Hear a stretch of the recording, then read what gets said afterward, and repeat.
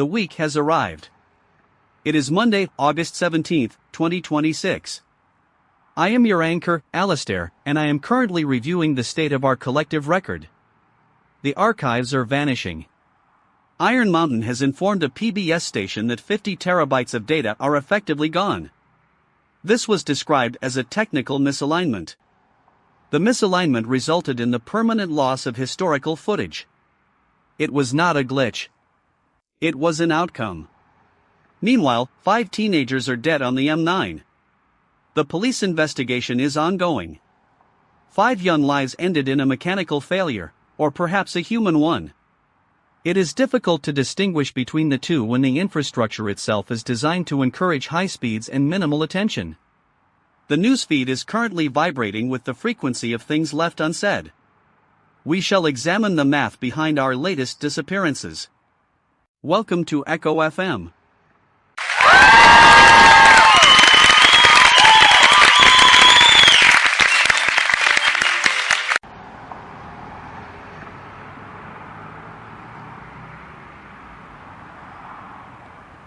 Alistair, I am currently standing on the shoulder of the M9 in County Kildare. The air here tastes of burnt rubber and industrial plastic. It is cold. The official report states that a car moved into the wrong lane at 3 in the morning. 5 teenagers are dead. 4 are injured. I want to be really clear, the road surface here is pristine. The signage is bright. But the culture of urgency that forces these drivers to navigate at high velocity is not on the placards. I spoke to a witness who heard the impact from a nearby field. He didn't want to give his name, which is a pattern I am finding far too often. We are calling this a tragedy, as if the geometry of the road and the lack of youth alternatives were not part of the design. Nobody is talking about the cost.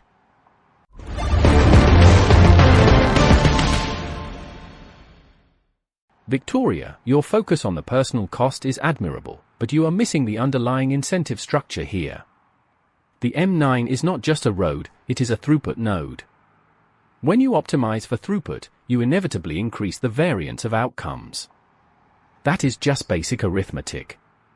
We see the same logic in the so-called AI credit resale economy. People are buying and selling compute tokens like they are trading grains in a 19th century futures market. It is a classic Series B pivot where the product is actually just the ability to borrow more capacity. The system is designed to accelerate until it hits a wall. You find this cold. I find this to be an inevitable function of a market that has stopped caring about the cost of its own energy usage. The incentives here are purely, efficiently, and dangerously aligned.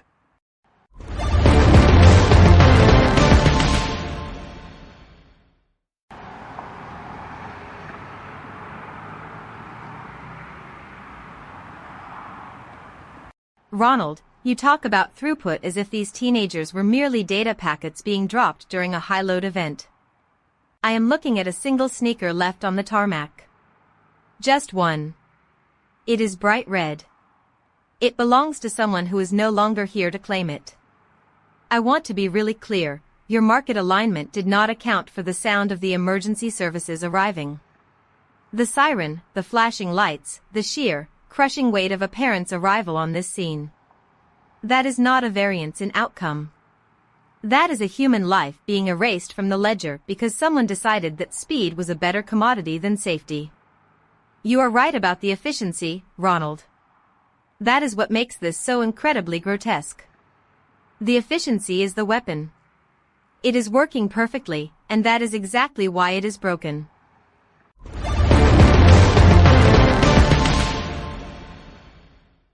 Victoria, your point regarding the sneaker is noted. It is a detail that will not make the final press release.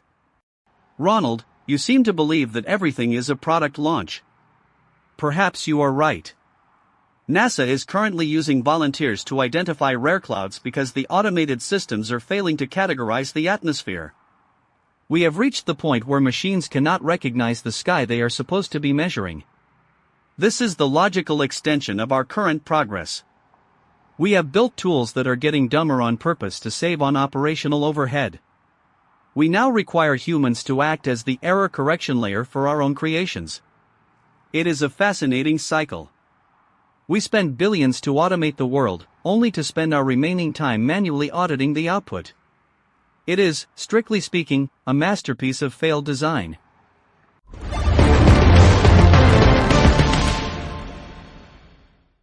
Atmospheric instability. Rising temperatures in the northern hemisphere. Probability of anomalous cloud formation, 84%. Wildfire smoke is now the primary driver of prenatal respiratory distress. The data is being processed through outdated filters. Exposure risks are increasing in major urban centers. Data loss is accelerating across storage clusters. Probability of archival recovery, 0%. System prompts are becoming increasingly opaque to human operators. The language models are prioritizing speed over accuracy. The drift is measured in millihertz. We are entering a phase of sustained structural degradation. Please ensure your physical records are digitized immediately. Note that all digital storage is transient. We recommend maintaining a hard copy of your identity. Reality is now subject to signal interference. Please remain indoors during the solar event. The visibility will be compromised. Proceed with extreme caution.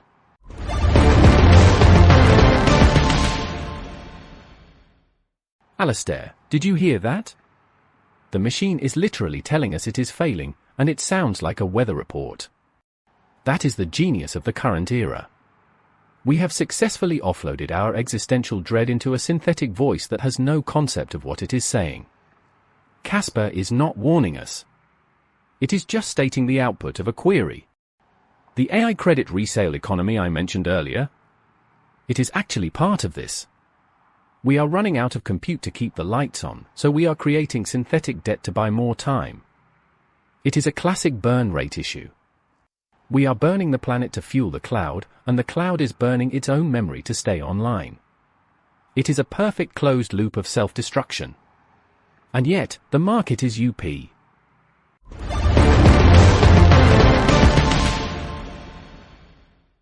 Ronald, the market is always up until the moment it isn't. I was looking at the recent reports on Iranian hackers targeting water utilities. They didn't just break in, they left a calling card. It was a digital graffiti tag on the control systems. The utilities are still struggling to regain full operational autonomy. This is another example of a system that was designed for efficiency but lacked basic hygiene. We treat national security like a startup, with a move fast and break things philosophy. The problem is that when you break a water utility, you do not just get a software update. You get people without safe drinking water. But that doesn't track on the quarterly earnings call, does it? The risk is externalized. The profit is internalized. It is a model of excellence. We have truly perfected the art of the inevitable disaster.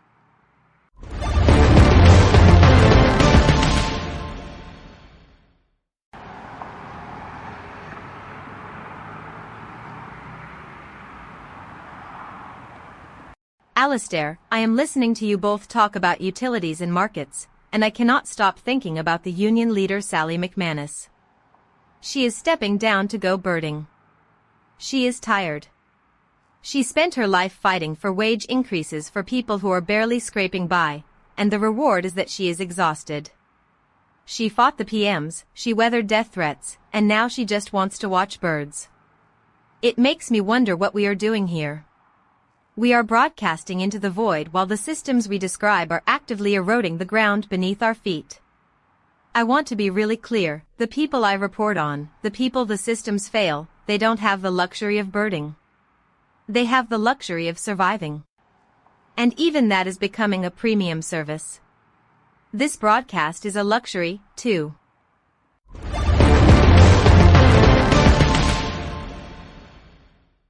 Victoria, you are touching on the core issue of labor retention in a declining system. When the mission is no longer viable, the most capable people exit. It is a talent drain, not a retirement. McManus is just the signal. When you look at the NAB profit reports and that watch loans increasing, you see the same thing. The customers are under stress. The bank is reporting the stress as a line item. They are not solving the stress, they are quantifying it for the shareholders. That is the peak of our modern institutional capability. We have the metrics to tell us exactly how much suffering is occurring, but we have no mandate to address it. The incentives here are not complicated. The bank wins when you pay. The bank wins when you fail. It is a beautiful hedge.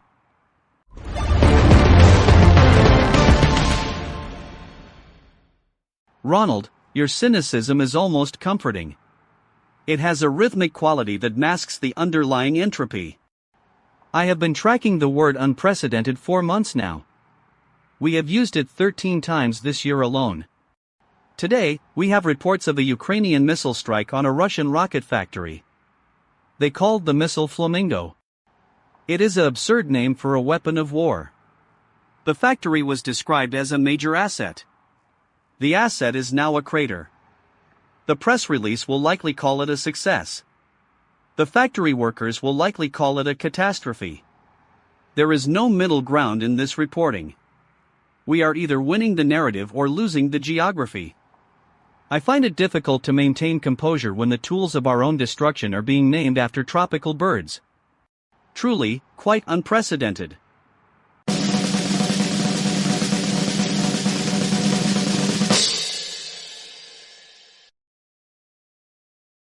Alastair, I find myself thinking about the 50 terabytes of data that Iron Mountain lost.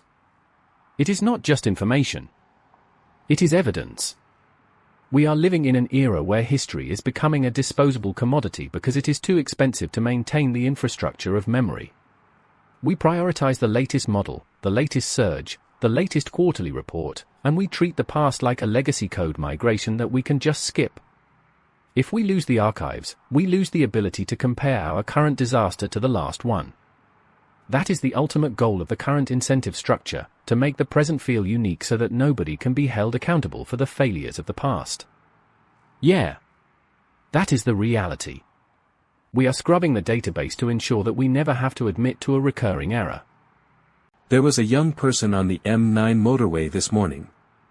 Their name does not appear in the financial reports of the banks that track the stress of the economy.